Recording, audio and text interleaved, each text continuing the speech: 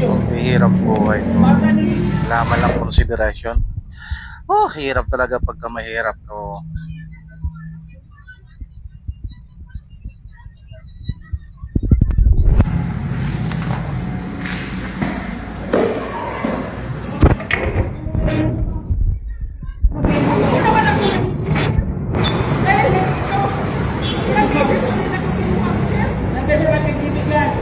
Hindi na lang pinalipat.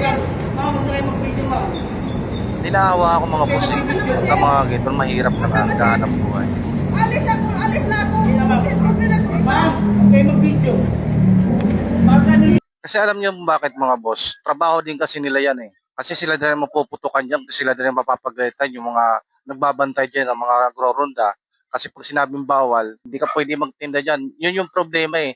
Kaya naman si nanay, nagbabaka sakali si nanay nagtitinda kung ano-ano, kung saan-saan. Kasi siguro, mapipilitan siya maglako-lako kung saan pupisto dahil sa wala siyang kakayanan. Baka sa taas ng OPA, di ba? At kukunti lang naman yung mga pinapaninda niya, eh hindi sapat yung kanyang kinikita para mag-OPA ng pwesto, di ba? Yung mga ganun eh. Eh syempre, kasi pag hindi mo hinuli yan, uulit yan, kinabukasan, babalik na naman yan. Eh wala eh. Ganun talaga ang buhay eh. Kasi saan ka uupa? Napakamahal. Kunti lang naman ang kinikita mo. Kunti lang naman yung puhunan mo dyan.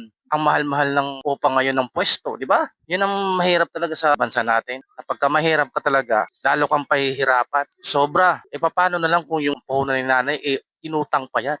Nagbabaka sakali lang siya na yung inutang niyang pera, mapalago niya. Pambiling bigas, pambaon sa mga anak, pambayad sa rento, sa upa, o sa kuryente, o sa tubig, di ba?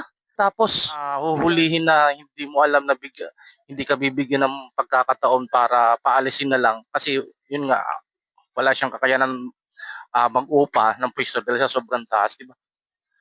Yan ang mahirap eh. Dapat may konsiderasyon dapat eh.